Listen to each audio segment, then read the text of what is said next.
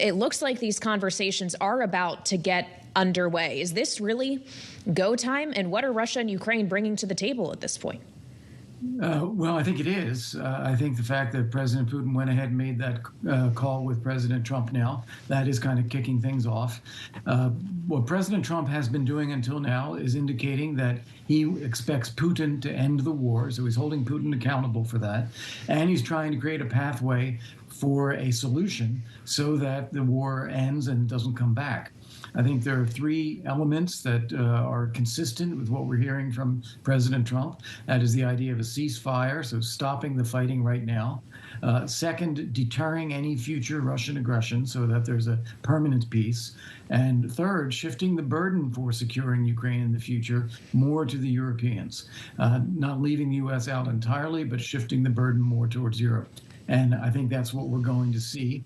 And he's named this team of people to get started on this, and I think they will get started right away. In fact, Rubio will be at the Munich Security Conference later this week, and I think we'll have conversations about it right there. Ambassador, it's great to have you back with us on Bloomberg. We heard from the new defense secretary earlier today, who, with his comments, might make you wonder about what kind of leverage Ukraine has at this negotiating table. He called it unrealistic to get NATO membership, which was, of course, a major goal of Volodymyr Zelensky, or returning to pre-2014 borders. You know a lot about this. How unrealistic are those goals? Well, I think we have to really listen carefully to what he said. It was a prepared statement. And about NATO membership, he said not realistic to get that in the course of negotiations, which means that Russia's not going to agree to that. And I don't think we should even be talking about that with Russia. It's not proper to have NATO membership the subject of negotiations with Russia. That's something for Ukraine and NATO allies to figure out later. So it's not on the table right now, and it's not something we should be talking to Russia about. As for U.S. troops, he said there'd be no U.S. ground troops, but he did not rule out support for European troops that would be there. So enabling support over the horizon presence.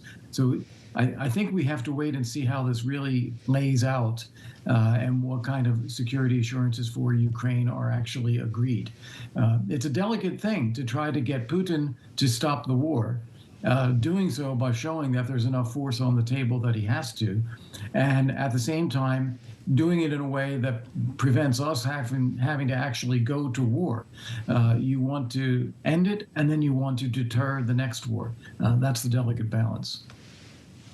Well, certainly delicate seems like the proper description here, Ambassador, as we consider that Russia is going to want to get something from these negotiations. Surely, how much is too much in terms of what the give and take will be here that could leave the door open to Vladimir Putin thinking that he can kind of make these territorial claims in the future? Yeah. What Putin really wants, and he's been very explicit about it, is to eliminate Ukraine as a sovereign, independent country and eliminate the idea of a Ukrainian national identity. He sees them all as Russians or that he should have control over. Him giving up on that and accepting that Ukraine exists, that is a very, very big deal. And I don't think Ukraine is going to agree that Russia owns Ukrainian territory, has successfully seized it. But I think Zelensky will agree that he's not going to be able to take it back militarily. That this is going to be a long-term dispute, more like what we saw with East and West Germany for 40 years.